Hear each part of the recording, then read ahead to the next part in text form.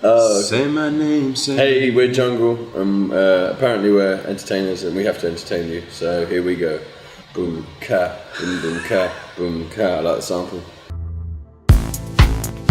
I think with every record you make, you need to break down the barriers of what it is to write a record. And for us, this one was, we needed something real and honest to write about, and some of the period of time was actually waiting for those experiences to happen. You know, like writing a song is like catching a dragon from a cave. You have to sit there with the net, and you have to sit there every single day, and most days the dragon doesn't come out, but sometimes the dragon comes out, but you have to be there ready. If you're not by the cave waiting, you can never catch the dragon. The dragon being the song, of course. or the fish. There's two metaphors.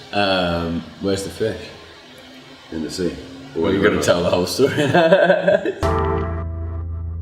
Towards the end of 2016, we stopped touring, so there were 2 years of like quite intense. We were amazingly lucky to be able to go around the world and to play so many great shows to so many amazing people. And after that, we got to about 2016, and I'd sort of met somebody in LA, so I kind of moved out there for a little bit and just kind of chasing the girl.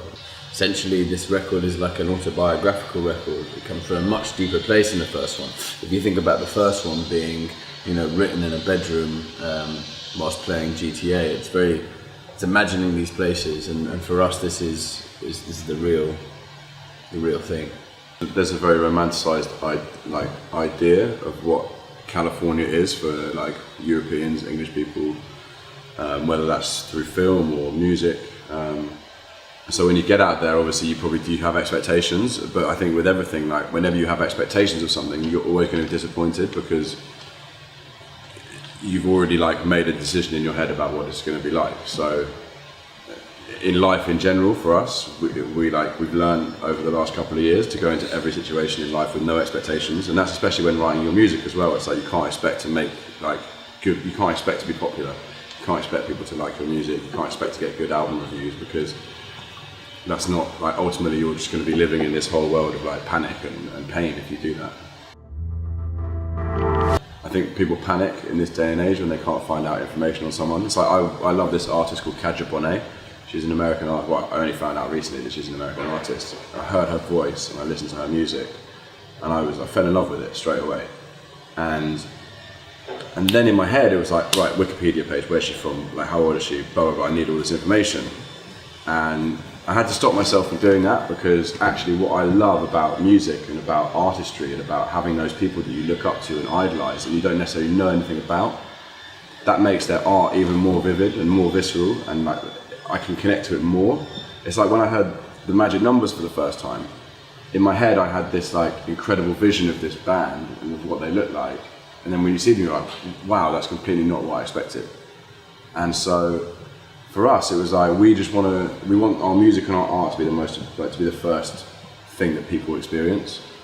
And there are so many artists in this day and age that like have an Instagram, have a like Facebook before they've even released any music. And it's like, well, where's your focus here? Are you trying to be famous or are you trying to make music?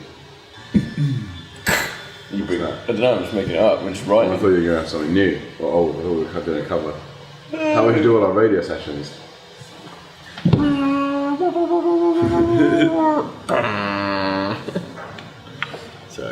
So when you make a record, you sort of, I suppose we had to learn how to do it all over again. We couldn't just use the same sort of things that we did on the first record. So there was an element of like breaking down your preconceptions of how you think you should make music, and then once you've kind of done that and got to a place where you're like, oh, there was definitely a place where we were like, I literally do not have a clue what I'm doing.